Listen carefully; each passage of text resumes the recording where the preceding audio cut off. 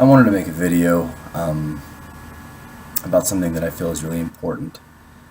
I think one of the main things that holds back people with ADHD is that disconnect between their posterior cingulate gyrus and their prefrontal cortex. And that's another way of saying that obstacle of not being intentional. Another way of putting this is being impulsive.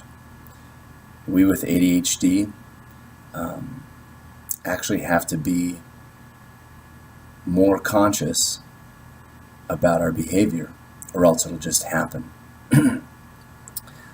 Sometimes this can turn out to be a good thing. We jump into a business deal or into a career path without thinking it all through, just kind of making the decision off of the impulsivity of it. But most of the time, for most people with ADHD, this is a really damaging thing. And so this video I'm making, in a sense, for your kids with ADHD, or if you, as a person with ADHD, are watching this, I'm making this for you. Really, really try hard to be intentional. Practice pausing for a moment. I want to share a quick experience with this. So when I first went to college, I took a few classes. And I remember, I don't know why, but I had these funny jokes in my head. There's kind of funny comments about things in class that we were talking about. It was a funny subject. And so I raised my hand and I made a comment, and some people laughed. And I thought, okay, I'll make another comment. So I raised my hand again, made another comment, and like half the amount of people laughed. And then I thought of another thing, and I raised my hand to say that, and nobody laughed. And then I raised my hand because I had another thought that popped in my head that was kind of funny, and nobody laughed again. And now I could kind of tell that the teacher was getting sort of annoyed. But I had another thought and I wanted to share it, so I raised my hand and I said that. And then another thought popped in my head, and I really wanted to share that one, so I raised my hand. And at this point, people were getting annoyed, but the ideas that were popping into my head were so funny, I thought anyways, that I kept on sharing them. And my wife was sitting next to me, and she turned over to me and she said something to the effect of, "Honey, you need to stop commenting in class. You need to stop." And she held my hand.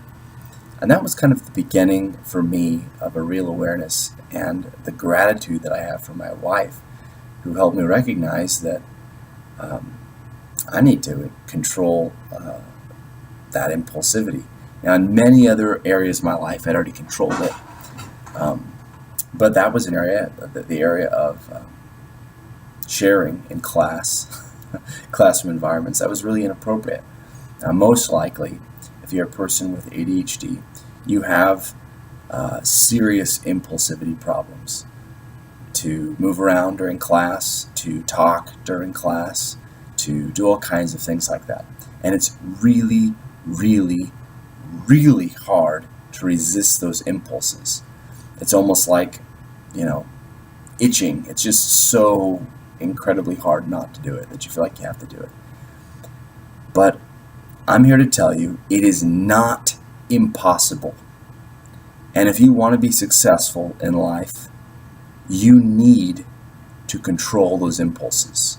It will take maybe everything that you have to do it, but you need to control them. Now, this is a challenge to you. If there is something that you do, maybe it's commenting in class too much, maybe it's talking during class, maybe it's playing with something, I challenge you to use all of your mental faculties towards exercising control of that impulse. It will be very hard. You'll be very unsuccessful many times. But the more that you practice controlling your impulses, the better you will get at it. And the better you get at it, the more you'll have opportunities to be successful in your life. The other side of this is being intentional.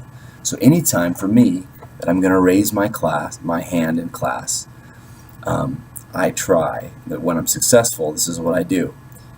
I think, I've got something I'd like to share. and then I put my hand down just as an exercise of control. I'm not going to say anything because I have control. I could raise my hand and make a comment, but I'm not going to raise my hand because I have control over my impulses. This is a cognitive, intentional, mental exercise of self-control that I do. And then I wait. And then I think, now, is making this comment going to achieve what I want to achieve? And then I think about what it is that I want to achieve. What am I trying to get here? And a lot of times when I think about it, I'll realize, you know what? This comment that I have is not going to enhance the classroom environment at all. It's not going to help anyone, and it's not really going to help me. So I'm not going to say it. And so I don't make a comment in class. Sometimes, though, that's not the case. So the idea here is being something that I call intentional. You think about the desired consequence of your action, and then you make your decision based on your desired consequence. What do I want to have happen? And is this action going to lead to what I want to have happen? I'm taking a moment and I'm synchronizing the thought process occurring in my prefrontal cortex and my posterior cingulate gyrus. This autobiographical memory. Oh, I've got an idea, it's in my head, it's bouncing around in there. And what do I want to happen to me? What do I want to happen to other people? And I'm stopping and I'm consciously connecting the two.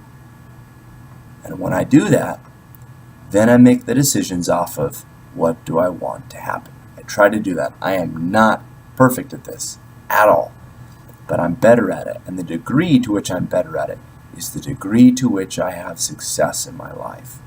If you do not control your impulses, your relationships will suffer, your education will suffer, your career will suffer, every area and aspect of your life will suffer. And if you do what I'm encouraging you to do, which is very hard, and you just pause and you exercise that self-control prior to doing or saying anything, that almost like a muscle, that ability will increase in your life, and you'll be able to have more success in your life. I hope this video is helpful for you.